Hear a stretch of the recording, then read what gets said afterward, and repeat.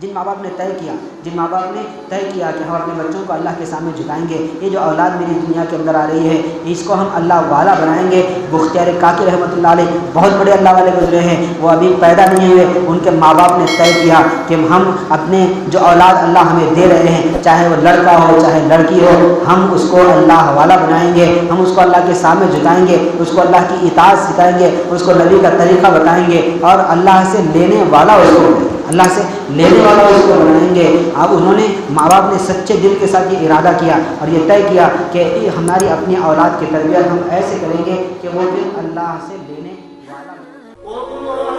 والله لو يمحو الزمان فضائلا تو پھر وہ کیسے دین پر عمل کر سکتا ہے بتائیے؟ اس واسطے ہمارے بڑے چاہتے ہیں کہ گھروں کا ماحول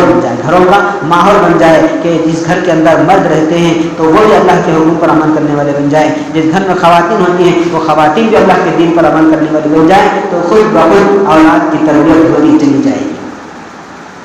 یہ کب ہوگا؟ یہ اس وقت ہوگا جب کہ ماں باپ طے کر لیں، ماں باپ اس بات کو طے کر لیں کہ ہمیں اپنے بچوں کو دین دینا ہے، ہمیں اپنے بچوں کو دینی پرورش میں پروان چلانا ہے، کہ ہمیں اپنے بچوں کو محمد رسول اللہ کے طریقے پر پرورش کرنا ہے، ہمیں اپنے بچوں کو اللہ والا بنانا ہے، اللہ کے دین پر لگانا ہے۔ میرے دوستوں، اگر اس طرح سے طے کر کے اولاد کی تربیت نہیں کریں گے تو پھر وہ دن دور نہیں کہ ہماری اپنی زندگی میں دنیا سے جانے سے پہلے ہم اپنے اولاد سے تکلیفیں اٹھائیں گے، اپنے اولاد کی نافرمانی کے دکھ سہیں گے، یہ شکایتیں کرتے پھریں گے کہ میری اولاد ہے جس کو میں نے پالا ہے، جس کو میں نے پوسا ہے، جس کی ضروریتیں میں نے پوری کی ہے، جس کو اپنا پیٹ کاٹ کے جس کو میں نے جوان کیا ہے، آج وہ میری بات مانتا نہیں۔ بے شمار لوگ ہیں جو شکایتیں کرتے پھرتے ہیں، لیکن انہیں اتنی سمجھ نہیں ہے کہ وہ بچپن سے اگر اس کو اللہ کا دین دیتے، اللہ کے سامنے اس کو جھکاتے، تو وہ ضرور اللہ کے سامنے جھکنے کے بعد اس اللہ کے حکم کو پورا کرتے ہوئے وہ ماں باپ کی فرمانبرداری بھی کرنے والا بنتا، وہ بہن کا حق ادا کرنے والا بنتا، وہ اپنے بڑوں کی عزت اور احترام کرنے والا بنتا، اس واسطے کہ ہم نے اس کو اللہ کے سامنے جھکایا ہے۔ جس اللہ کے سامنے ہم نے جھکایا ہے اسی اللہ نے اس کو حکم دیا ہے کہ اف لکم ولا تنہرہما وقل لہما قولا کریما واخفض لہما جناح الذل من الرحمۃ وقل رب ارحمہما کما ربیانی صغیرا۔ اللہ تعالیٰ نے اس کو حکم دیا ہے قرآن کریم کے اندر، وقضى ربک الا تعبدوا الا ایاہ وبالوالدین احسانا، کہ یہ فیصلہ اللہ نے کر دیا ہے کہ اللہ کی عبادت کے بعد ماں باپ کی فرمانبرداری ہوگی، اور ان کے مقابل میں، ان کے حکم کے مقابل میں اف تک تمہیں کرنا نہیں ہے، اف تک تمہیں کرنا نہیں ہے۔ جب وہ سنے گا، جس اللہ کے سامنے ہم نے اس کو جھکایا ہے، اس اللہ کا حکم وہ سنے گا کہ وہ اللہ مجھے ماں باپ کی فرمانبرداری کا حکم دے رہا ہے، تو اس کے اندر ماں باپ کی فرمانبرداری آئے گی۔ ہم نے اس کو اللہ کے سامنے جھکایا ہی نہیں ہے، ہم نے اس کو اللہ کے نبی کا دین سکھایا ہی نہیں ہے، ہم نے اس کو اللہ کے نبی کی سنتیں سکھائی نہیں ہیں، تو پھر ظاہر ہے کہ وہ بڑا ہو کر وہ اپنی مرضی چلائے گا۔ جیسے ہم نے اپنی مرضی چلائی ہے اللہ کے سامنے، اللہ کے رسول کے سامنے، اسی طرح سے وہ بھی اپنی مرضی چلائے گا۔ اس واسطے گھر کے اولاد کے لیے یہ طے کرنا ضروری ہے ماں باپ کا کہ ہم انہیں دینی پرورش دیں گے، ہم انہیں دینی تعلیم بھی دیں گے اور دین کے اخلاق بھی دیں گے، اخلاق کی بنیاد پر ان کی پرورش ہوگی۔ اللہ معاف فرمائے کہ تاریخ ہے، تاریخ گواہ ہے کہ اللہ والے جو دنیا کے اندر اللہ والے بنے ہیں، اور جو انسان بھی اللہ کے دین کی خدمت کرنے والا بنا ہے، اس میں بے شمار تعداد ایسی ہے کہ جن کے پیچھے ان کی ماؤں کا ہاتھ ہے، ان کی ماؤں کا ہاتھ۔ باپ تو وہ کمانے میں لگا ہوا ہوتا ہے، وہ دن میں صبح میں چلا جاتا ہے، شام میں گھر کو آتا ہے، اس کو کچھ پتہ نہیں کہ اولاد کیسی زندگی گزار رہی ہے۔ اولاد کا ایک ایک لمحہ یہ اصل میں ماں کے سامنے ہوتا ہے، اور یہ چھوٹے بچوں کا ایک ایک لمحہ اس کی بڑی بہن کے سامنے ہوتا ہے کہ وہ کس انداز سے زندگی گزار رہا ہے، کس انداز سے کھا رہا ہے، کس انداز سے پی رہا ہے، کس انداز سے سو رہا ہے، اور کس کے ساتھ اس کا میل جول ہے، وہ کیسے گفتگو کر رہا ہے۔ یہ ساری کی ساری چیزیں ماں کے سامنے ہیں، گھر کی بڑی خواتین کے سامنے ہیں۔ ان کی بڑی ذمہ داری بنتی ہے کہ وہ اولاد کی تربیت پر توجہ دیں، اولاد کی تربیت پر توجہ دیں کہ ماں اور باپ یہ طے کر لیں کہ ہمیں اپنی اولاد کو دینی پرورش دینا ہے، تو اللہ بھی ان کے مددگار بنتے ہیں، اور پھر ان کی اولاد دیندار ہوتی ہے۔ اور اولاد کا دیندار ہونا یہ دراصل دنیا کی بڑی کامیابی ہے، بڑی کامیابی ہے۔ اولاد کا بے دین ہونا، اولاد کا نافرمان نکلنا، یہ دنیا کی بڑی ناکامی ہے کہ کروڑ پتی آدمی ہوں لیکن اس کی اولاد نافرمان نکلے تو اس کو ایک پل بھی چین سکون نہیں آئے گا، وہ رات میں کروٹیں لے گا، کروڑ پتی ہے لیکن اپنی اولاد کی فکر نہیں کیا، اولاد نافرمان نکلی تو وہ کروڑوں روپے اس کے کچھ کام نہیں آئیں گے۔ وہ کہے گا کہ میری بڑی بڑی فیکٹریاں ہیں، میرے بڑے بڑے کاروبار ہیں، مجھے کسی چیز کی کمی نہیں ہے، لیکن میری اولاد میری نہیں سنتی ہے، میری اولاد میری नाफरमान निकल गई, उसके लिए दर्द और कुड़न ही पूरी ज़िंदगी का उसका ये मकसद और मंशा बन जाएगा। इस वास्ते चाहते हैं, हमारे बड़े चाहते हैं कि वो दीन का माहौल हम अपने घर में पैदा करें। उसके लिए खुद अपने आप को तैयार करें अल्लाह के सामने झुकाने के लिए, अपने आप को तैयार करें कि मेरी ज़िंदगी के अंदर कामिल दीन आएगा। जिन माँ बाप ने तय किया कि हम अपने बच्चों को अल्लाह के सामने झुकाएंगे, ये जो औलाद मेरी दुनिया के अंदर आ रही है इसको हम अल्लाह वाला बनाएंगे। मुख्तियार काकी रहमतुल्लाह अलैह बहुत बड़े अल्लाह वाले गुजरे हैं, वो अभी पैदा नहीं हुए, उनके माँ बाप ने तय किया कि हम अपने जो औलाद अल्लाह हमें दे रहे हैं, चाहे वो लड़का हो चाहे लड़की हो, हम उसको अल्लाह वाला बनाएंगे, हम उसको अल्लाह के सामने झुकाएंगे, उसको अल्लाह की इताअत सिखाएंगे, उसको नबी का तरीक़ा बताएंगे और अल्लाह से लेने वाला उसको बनाएंगे। अब उन्होंने माँ बाप ने सच्चे दिल के साथ ये इरादा किया और ये तय किया कि हमारी अपनी औलाद की तरबियत हम ऐसे करेंगे कि वो दिल अल्लाह से जुड़ाने वाला मिलेगा। खूबसूरत लड़का दिया, जब वो लड़का पैदा हुआ और थोड़ा सा वो बड़ा हुआ तो फिर क्या हुआ कि उसकी तरबियत शुरू हुई। उसकी तरबियत उनकी माँ ने तरबियत ऐसी की, ऐसी तरतीब उनकी तरबियत की बनाई कि वो अल्लाह से लेने वाला बन जाए। उसके लिए माँ ने एक तरकीब सोची कि अब ये बच्चा थोड़ा सा बड़ा हुआ और थोड़ा सा बात करने लगा और थोड़ा सा पढ़ने के लिए जाने लगा, मकतब जाने लगा, तो जब भी मकतब जाता और जाकर जब वापस आता तो आकर वो भूख की हालत में माँ से कहता कि अम्मा मुझे खाना दे दो। तो माँ ये कहती कि बेटा देखो, तुम्हें खाना देने वाले अल्लाह हैं, अल्लाह खाना देते हैं, अल्लाह हमारी ज़रूरत पूरा करते हैं। देखो हमें भी अल्लाह खाना हमें भी अल्लाह ही देते हैं, तुम्हें भी अल्लाह ही खाना देंगे, तुम अल्लाह से मांगो। बच्चा कहता कि अम्मा मैं अल्लाह से कैसे मांगूँ? माँ कहती कि बेटा देखो 2 रकात नमाज पढ़ो, वज़ू करो और 2 रकात नमाज पढ़ो, पढ़कर अल्लाह से मांगो कि अल्लाह मैं भूखा हूँ, आप ही मेरे माँ बाप को खाना देते हैं, अब आप ही मुझे भी खाना दीजिए। वो दुआ करो, अल्लाह तुम्हें ज़रूर खाना देंगे। चुनांचे बच्चा ये माँ की ये अच्छी बातें सुनकर ये वज़ू करता है और करके 2 रकात नमाज पढ़ता है और पढ़कर अल्लाह से अपने छोटे छोटे हाथ उठाकर दुआ करता है कि अल्लाह मैं भूखा हूँ, आप मेरे माँ बाप को रोटी देते हैं, आप मुझे भी खाना दीजिए, मैं भी भूखा हूँ। चुनांचे ये इतनी देर में ये वज़ू करके नमाज पढ़ के ये दुआ करने के दरमियान में माँ का तरीक़ा ये होता है कि वो माँ जो कुछ उसके बच्चे के लिए बनाई है उसको एक जगह एक डब्बे में पैक करके उसको कहीं घर के अंदर छुपा देती है और फिर बच्चा जब वापस आता है आकर कहता है कि अम्मा मैंने तो अल्लाह से दुआ कर ली है। तो माँ कहती कि बेटा जब तुमने अल्लाह से दुआ कर ली है तो अल्लाह ज़रूर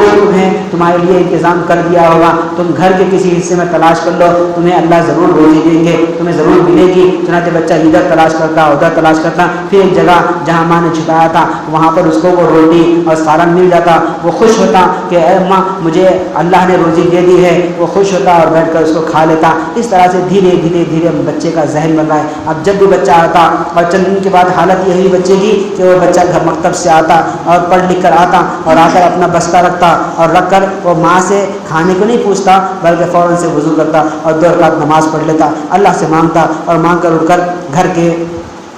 किसी जगह में तलाश कर लेता और फिर उसको खाने के लिए कुछ मिल जाता तो वो खा लेता। अब ये इसकी रूटीन बन गई, अब ये इसका मामूल बन गया बच्चे का और ये धीरे धीरे उसका यकीन बन रहा है कि हमें खिलाने वाले अल्लाह हैं, हमारी ज़रूरतों का पूरा करने वाले अल्लाह हैं। अब हमें अल्लाह की नाफरमानी नहीं करनी चाहिए। अब अल्लाह की जो भी बात माँ उसके दिल में डालती तो उसको फ़ौरन से वो कबूल कर लेता और अल्लाह के हुक्मों पर चलना सीखता और फिर वो कहती कि देखो अल्लाह ने हमारे तरीक़ा हमारी ज़िंदगी गुजारने के लिए और हमें ज़िंदगी गुजारने का तरीक़ा बताने के लिए एक नबी भेजे हैं, वो नबी की सुन्नती सिखाती। बच्चा सुन्नती भी सीख रहा है क्योंकि अल्लाह पर उसका यकीन बन गया। अब माँ ने एक ऐसा तरीक़ा निकाला कि जिसकी वजह से वो अल्लाह से उसका ताल्लुक़ क़ायम हो गया। अब वो अल्लाह से लेने वाला ये उम्र में बन गया, ये उम्र में अल्लाह से लेने वाला बन गया। ये सिलसिला उस माँ की तरबियत का चल रहा है। एक दिन क्या होता है कि किताबों में लिखा हुआ है कि वो एक दिन माँ अपने रिश्तेदारों से मिलने के लिए कहीं उसी दूसरे महल्ले के अंदर चली जाती है और जाकर वहाँ औरतों से बात करती है। बात करने में इतनी मगन हो जाती है कि वो भूल जाती है कि मेरा बच्चा मकतब से वापस आने का वक्त हो गया है और वो बातों में ऐसी लग जाती हैं। बहुत देर के बाद उसको याद आता है कि मेरे बच्चे के आने का वक्त तो हो गया है। उसको फ़ौरन से जैसे ही उसको ख्याल आता है तो फ़ौरन से उठ जाती है, वहाँ से उठ के तेज़ी के साथ कदम उठाकर वो अपने घर की तरफ दौड़ती है और वो कहीं बच्चा घर आ गया होगा और घर आकर वो 2 रकात नमाज़ पढ़ के वो रिस्क को तलाश कर रहा होगा और उसको अगर न मिले तो फिर उसका यकीन ख़राब हो जाएगा। जितना जो यकीन मैंने इतने बरसों से उसको बनाया है कहीं वो यकीन ख़राब ना हो जाए। वो दौड़ती ही आ रही है اور پھر اللہ سے دعا کر رہی ہے کہ اے اللہ میرے بچے کے یقین کی حفاظت فرما کہ میں نے اس کو اتنے برسوں سے اس کا یقین میں نے بنایا ہے، آج وہ کہیں آئے گا اور آ کر 2 رکعت نماز پڑھ کے روزی روٹی ڈھونڈے گا، کہیں اس کو نہیں ملے گی تو پھر اس کا یقین خراب ہو جائے گا۔ اے اللہ اس یقین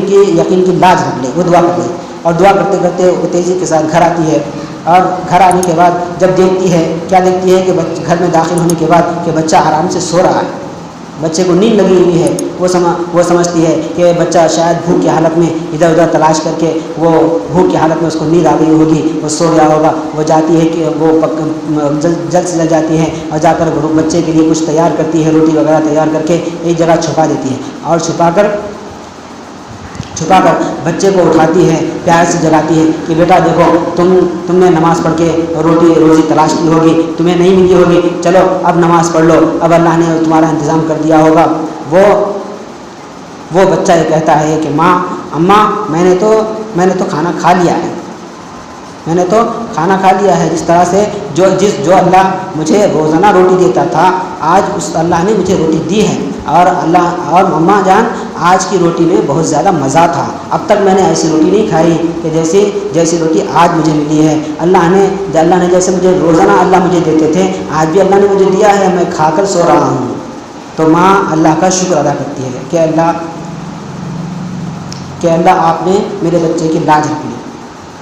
پھر وہ کیا ہوتا ہے کہ وہ بچہ بڑا ہو کر بختیار کاکی رحمۃ اللہ علیہ بنتا ہے کہ وہ ہندوستان کے بڑے اللہ والوں میں ان کا شمار ہوتا ہے۔ کاکی کہتے ہیں روٹی کو، ان کے نام کے ساتھ وہ جز بن گیا کہ اللہ نے انہیں روٹی کھلائی ہے تو بختیار کاکی ان کا نام پڑ گیا۔ اور پھر کیا ہوا کہ اتنے بڑے اللہ والے بنے، وہ بچہ بڑا ہو کر اتنا بڑا اللہ والا بنا، اتنا بڑا اللہ سے لینے والا بنا کہ وقت کا بادشاہ شمس الدین التمش اس کی خدمت میں آتا اور آ کر ان کے پیر دھوتا، ان کی خدمت میں بیٹھتا، اور پھر ان کا وہ مرید ہوا، اور اتنا بڑا وہ بادشاہ، اتنا بڑا مرید بنا، اور اتنا بڑا وہ بادشاہ بھی اللہ والا بنا ان کی صحبت میں رہ کر۔ آپ دیکھیں کہ ایک ماں باپ نے یہ طے کر لیا، ایک ماں کی محنت نے امت کو اتنا بڑا اللہ والا دیا کہ اس کی خدمت میں وقت کا بادشاہ آ رہا ہے اور آ کر ان کی جوتیاں سیدھا کر رہا ہے اور ان سے اپنی اصلاح کرا رہا ہے، اور اتنی اصلاح کرایا کہ بختیار کاکی رحمۃ اللہ علیہ کا جب انتقال ہوا ہے تو بختیار کاکی رحمۃ اللہ علیہ نے چند شرطیں لکھی کہ دیکھو میرا نماز جنازہ وہ شخص پڑھائے، میرے جنازے کی نماز وہ شخص پڑھائے کہ جس کی زندگی میں کبھی بھی تہجد کی نماز قضا نہ ہوئی ہو، جس کی زندگی میں کبھی تہجد کی نماز قضا نہ ہوئی ہو۔ اور پھر میری جنازے کی نماز وہ شخص پڑھائے کہ جس کی عصر سے پہلے کی 4 رکعت جو کہ سنت غیر موقدہ ہے، موقدہ بھی نہیں ہے، سنت غیر موقدہ ہے، اکثر و بیشتر ہماری زندگیوں سے وہ سنت چھوٹ جاتی ہے، لیکن وہ اللہ والا لکھتا ہے کہ دیکھو میری جنازے کی نماز وہ شخص پڑھائے کہ جس کی عصر کی پہلے کی 4 رکعت سنت قضا نہ ہوئی ہو۔ اور پھر لکھتے ہیں کہ میری جنازے کی نماز وہ شخص پڑھائے کہ جس نے جوانی سے لے کر اپنے آخری عمر تک کبھی بھی کسی نامحرم کو نہ دیکھا ہو، اپنی آنکھوں سے بدنظری نہ کی ہو، کہ اپنی ماں اور اپنی بیٹی اور اپنی بہن اور اپنی بیوی کے 4 عورتوں کے علاوہ 5ویں عورت کو اس نے نہ دیکھا ہو، ایسا شخص میری نماز جنازہ پڑھائے۔ اور پھر لکھتے ہیں کہ میری نماز جنازہ وہ شخص پڑھائے کہ جس کی کبھی بھی تکبیر اولیٰ فوت نہ ہو، کہ امام اس طرف میں اللہ اکبر کہے اور پیچھے فوت سے اللہ اکبر کہے، کہ اس کی تکبیر اولیٰ کبھی فوت نہ ہوئی ہو۔ یہ شرطیں لکھی انہوں نے، اور شرطیں لکھ کر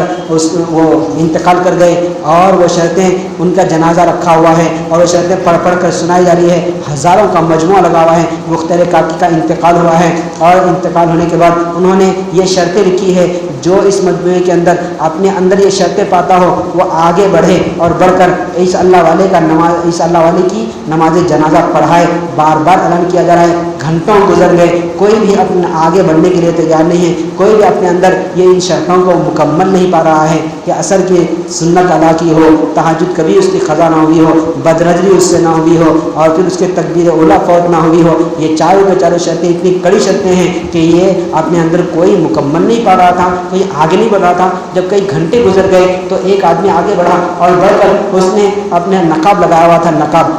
ہوا تھا تاکہ لوگ مجھے نہ پہچانے، اور وہ آگے بڑھا اور بڑھ کر لوگوں سے ایک اونچی جگہ پر کھڑا ہو کر کہنے لگا کہ لوگوں صف باندھ لو، میرے اندر اللہ کا فضل ہے کہ یہ چاروں کے چاروں شرطیں پائی جاتی ہے، میں نماز جنازہ اس اللہ والے کا پڑھاؤں گا، صفیں تم درست کر لو۔ پھر وہ اس اللہ والے کے پاس جاتا ہے، اس اللہ والے کے جنازے سے کفن کو ہٹاتا ہے اور یوں کہتا ہے کہ اے اللہ والے تجھے کیا ہوا کہ تم تو دنیا سے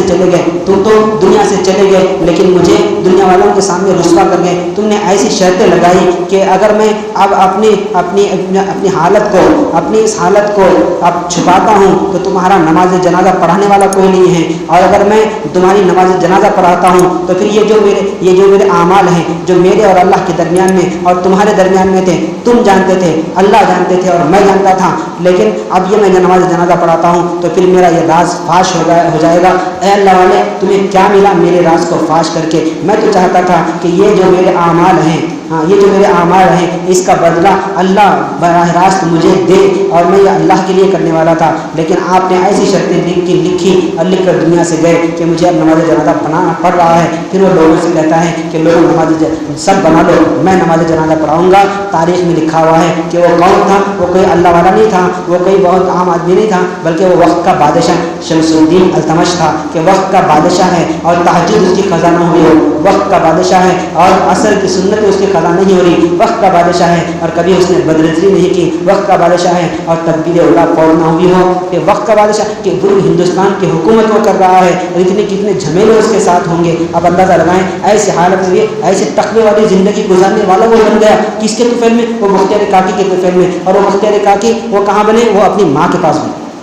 وہ اپنی ماں کی تربیت میں بنے۔ تو میرے ماں بہنوں کہ جب مائیں طے کر لیتی ہیں کہ اپنے اولاد کو انہیں بنانا ہے تو پھر وہ اولادیں بنتی ہیں، ماں نہیں چاہتی ہے نا تو پھر باپ کی محنتیں کچھ کام نہیں کرتی، باپ کی محنتیں تو دہلیز تک رہتی ہے، دہلیز کے اندر کی جو محنتیں ہوتی ہیں، دہلیز کے اندر کے جو اثرات ہوتے ہیں وہ اپنی خواتین کی ہوتے ہیں، وہ ماں کی ہوتی ہیں، وہ بڑی بہن کی ہوتی ہیں، وہ چاچی کی ہوتی ہیں، وہ ان کے کردار ہوتے ہیں جو بچوں کے میں اندر منتقل ہوتی ہیں۔ آپ اٹھا کر دیکھ لیں، کسی بھی اللہ والے کی سیرت اٹھا کر دیکھ لیں، ان کے پیچھے ان کی ماؤں کی کارستانیاں ہیں۔ نظام الدین اولیاء بڑے اللہ والے دنیا کے اندر گزرے ہیں، دلی کے اندر مرکز نظام الدین کے قریب میں ان کی درگاہ ہیں، آج بھی ان کی درگاہوں پر ہندو بھی جاتا ہے، مسلمان بھی جاتا ہے۔ نظام الدین اولیاء ان کے پیچھے ان کی ماں کا ہاتھ ہے، فاقے پر فاقے ہوتے گھر کے اندر، کھانے کے لیے کچھ نہ ہوتا، بچے بھوک سے بلکتے، نظام الدین اپنی ماں سے پوچھتے اماں کیا ہوا آج کھانے کے لیے نہیں ہے؟ تو ماں کہتی کہ بیٹا دیکھو یہ فاقے جو ہے نا، یہ فاقے یہ کھانے کی تنگی، یہ اصل میں اللہ کے مہمان ہوتے ہیں، اللہ کے مہمان، ہاں یہ اللہ کی طرف سے آتے ہیں، یہ فاقے ہر کسی کو نہیں ملتے ہیں، یہ اللہ ان کے پاس بھیجتے ہیں جو جس سے اللہ محبت کرتے ہیں نا، ان کے پاس یہ فاقے بھیجتے ہیں۔ بیٹا یہ فاقے جو ہے نا، یہ تنگی، یہ اصل میں اللہ کے مہمان ہوتے ہیں۔ بچے کا یقین بن گیا، اور جب ایک مرتبہ نظام الدین اولیاء کہتے ہیں کہ ایک مرتبہ ایسے ہوا کہ بہت دن ہو گیا کہ ہمارے گھر میں فاقے نہیں ہے، بہت دن ہو گیا ہمارے گھر میں کوئی تنگی نہیں آئی، تو میں ماں سے کہنے لگا ماں کیا ہوگا کہ اللہ کہیں ہم سے ناراض تو نہیں ہو گئے کہ وہ اپنے مہمان کو ہمارے پاس نہیں بھیج رہے، اپنے مہمان کو ہمارے پاس نہیں بھیج رہے ہیں کہ ہمیں اتنے دن ہو گیا فاقے نہیں آئے۔ یہ ماں کی تربیت کی ہے، ماں کی تربیت۔ امام شافعی رحمۃ اللہ علیہ اتنے بڑے اللہ والے بنے کہ ایک بڑی دنیا آج بھی ان کی اتباع کر رہی ہے، ان کی تقلید کر رہی ہے، ان کے پیچھے چل رہی ہیں، ان امام شافعی کے پیچھے ان کی ماں کا ہاتھ ہے۔ امام بخاری جن کی حدیث کی کتاب پڑھے بغیر کوئی آدمی عالم نہیں بن سکتا، کوئی عالم نہیں بن سکتا جب تک کہ ان کی کتاب نہ پڑھ لے۔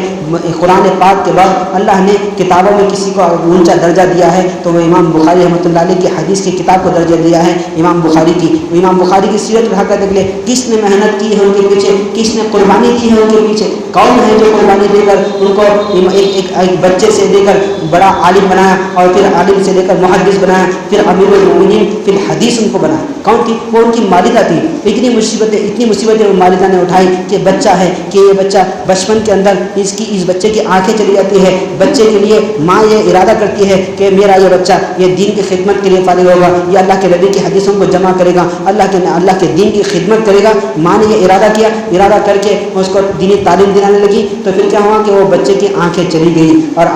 گئی، ماں یہ رنجیدہ ہو گئی، ماں غمگین ہو گئی، اللہ سے دعا کرتی ہمیشہ اے اللہ میں نے تو اپنے بچے کے لیے ایسا ارادہ کیا تھا کہ ہمیں اس کو تیری دین کے لیے فارغ کروا دی تھی، لیکن کیا ہوا کہ اس کی آنکھیں آپ نے لے لی، اب میرا بچہ پڑھے گا کیسے، میرا بچہ محنت کیسے کرے گا، میرا بچہ بڑے بڑے لوگوں کے پاس جا کر دین کا علم کیسے حاصل کرے گا۔ وہ روتی، وہ ہمیشہ اللہ سے التجا کرتی، دعا کرتی، اور پھر اسی حالت میں وہ بچے کی تربیت بھی کر رہی تھی اور اللہ سے دعا بھی کر رہی تھی، اللہ سے دعا بھی کر رہی تھی. اس کی وہ سچی ماں کی وہ سچی طلب کو اللہ نے قبول کر لیا اور اس ماں کے خواب میں ابراہیم علیہ السلام آئے اور آ کر کہا کہ اے مائی تو اتنا کیوں ہوتی ہے، تو کیوں اتنی فکر کر رہی ہے، دیکھ اللہ نے تیرے بچے کی بینائی کو واپس لوٹا دیا ہے. وہ ماں اٹھتی ہے اور اٹھ کر بچے کو دیکھتی ہے تو بچہ خوشی سے یہ کہتا ہے کہ اماں مجھے تو ساری چیزیں نظر آ رہی ہے، مجھے تو سارے گھر کی چیزیں نظر آ رہی ہیں. وہ ماں خوش ہوتی ہے اور یوں سمجھتی ہے کہ اللہ نے یہ انعام مجھے دیا ہے، اب میں اس بندے کو اس میرے بیٹے کو میں دین کی خدمت کے لیے پورا مکمل فارغ کروں گی. وہ اپنے بچے کو لے کر پھرتی ہے، ملک پھرتی ہے اور بڑے بڑے علماء کے پاس جاتی ہے اور جا کر اپنے بچے کو ان سے پڑھاتی ہے. اتنا پڑھاتی ہے کہ پھر کیا ہوتا ہے کہ وہ اتنا بڑا محدث بن جاتا ہے اور اتنا بڑا حدیث کا علم رکھنے والا بن جاتا ہے کہ پھر امیر المومنین فی الحدیث کا وہ بڑا مرتبہ اس بچے کو ملتا ہے. اور پھر وہ بچہ بڑا ہو کر ایک ایسی کتاب لکھتا ہے، اللہ کے نبی کی ایسی حدیثیں بالکل صحیح حدیثیں جمع کرتا ہے. ایک حدیث اس کو ملتی ہے کسی کے پاس سے وہ سنتا ہے، اس کو لا کر اپنی کتاب میں لکھنے سے پہلے وہ نہاتا ہے اور نہا کر اللہ سے دعا کرتا ہے کہ اے اللہ یہ تیرے نبی کی ایک حدیث مجھے ملی ہے، میں اس کو لکھ رہا ہوں، اس میں برکت عطا فرما، اس کو قبول کر لے. وہ دعا کر کے غسل کر کے دعا کر کے اس حدیث کو لکھتا ہے. اس طرح سے بے شمار حدیثیں، ہزاروں حدیثیں انہوں نے حدیث کی کتابیں لکھی. پھر وہ صحیح بخاری کے نام سے دنیا میں چلی. پھر اللہ نے ایسی قبولیت دی کہ پھر کوئی عالم وہ بخاری پڑھے بغیر عالم بن نہیں سکتا. آپ بتائیں کہ جتنے علماء بن رہے ہیں ان ساروں کا ثواب امام بخاری کو جو مل رہا ہے، کیا امام بخاری کے واسطے سے ان کے ماں کو نہیں پہنچ رہا ہے؟ آج پوری دنیا کے اندر صرف ہندوستان نہیں، پاکستان نہیں، بلکہ پوری دنیا کے اندر جو بھی عالم بن رہا ہے اس عالم بننے کے ثواب میں کیا وہ ماں شامل نہیں ہے؟ کیا وہ اس عالم بننے کے ثواب میں وہ ماں شامل نہیں ہے؟ کیا وہ عالم بننے کا ثواب اس ماں کو نہیں مل رہا ہے؟ بالکل مل رہا ہے کہ عالم اس ماں کو ثواب مل رہا ہے. وہ ماں تو سو رہی ہے قبر میں، اس نے اپنے بچے پر محنت کی، اس نے اپنے صرف بچے پر محنت کی، اس بچے کو دین کے لیے فارغ کر دیا، اللہ والا اس کو بنا دیا. تو پھر کیا ہوا کہ وہ تو ماں سو رہی ہے، لیکن دنیا جب تک چلتی رہے گی اور جب تک علماء بنتے رہیں گے اور علماء اس طرح سے دین کی بات کرتے رہیں گے، اس کے ثواب میں وہ مائیں بھی شامل رہے گی. تو میری ماؤں بہنوں، یہ مختصر زندگی ملی ہے، اس مختصر زندگی کو اللہ کے لیے لگا دیں تو پھر کیا ہوگا کہ پھر ہمارا گھر کا ماحول یہ دین والا بنے گا. پھر کیا ہوگا کہ ہماری گھر میں پرورش پانے والی اولاد یہ دین دار بنے گی، یہ قرآن پڑھنے والی بنے گی، یہ اللہ کے سامنے جھکنے والی بنے گی. پھر کیا ہوگا کہ پھر اس کی برکتیں گھر کے اندر ہم خود اپنی آنکھوں سے دیکھیں گے. یہ گھر سے گھر اور گھر سے گھر یہ دین کا چراغ جلے گا، پورا محلہ دیندار بنے گا. اس کے لیے ہمارے بڑوں کی بڑی طلب یہ ہے کہ جیسے مرد اپنی قربانی لگا رہے ہیں، مرد اپنے کاروبار کے ساتھ، اپنے پورے جھمیلوں کے ساتھ اللہ کے راستے میں نکل رہے ہیں اور اللہ کے راستے میں اپنی جان کو لے کر، اپنی ماں کو لے کر نکلیں، اسی طرح سے خواتین بھی اللہ کے راستے میں نکلیں. اس طرح سے خواتین بھی دین کی بات سنیں. اس طرح سے خواتین بھی طے کریں کہ ہمارے گھر کے اندر سے اللہ کی نافرمانی ختم ہوگی، ہمارے گھر کے اندر سے فیشن ختم ہوگا، ہمارے گھر کے اندر اللہ کے نبی کی سنتیں آئیں گی. ہمارے گھر میں بچہ کھانا کھائے گا، ہم سب کھانا کھائیں گے تو اللہ کے نبی کے طریقے پر کھائیں گے، سوئیں گے تو اللہ کے نبی کے طریقے پر سوئیں گے. اور یہ جتنی دین کو خراب کرنے والی چیزیں ہیں اس سے ہمارے گھر سے بند ہو جائے گی، ہمارے گھر سے بند ہوگی. اس کے استعمال کرنے کا ایک طریقہ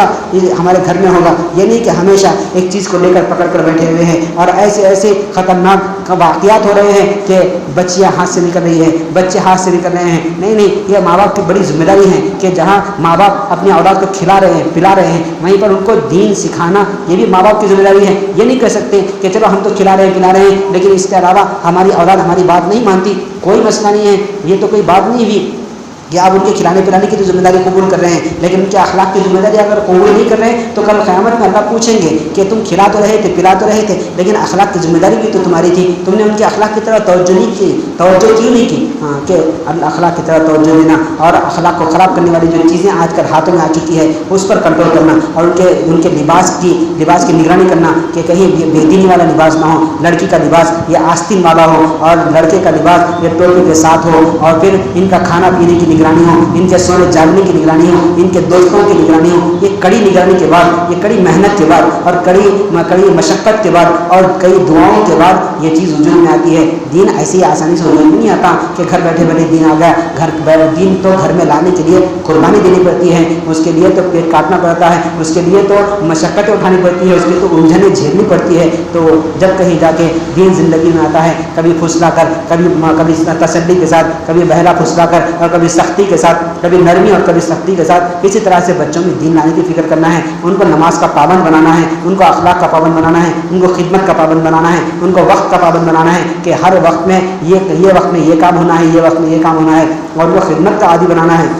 اسی طرح سے ان کو اخلاق کا عادی بنانا ہے. ان کی بد اخلاقی پر ان کو سزا دینی چاہیے, ان کی بد زبانی پر ان کو سزا دینی چاہیے. یہ نہیں کہ بچہ زبان سے کچھ غلط بات کہہ دیا تو اس کی تعریف کرے کہ بچہ کتنی اچھی بات کر رہا ہے, یہ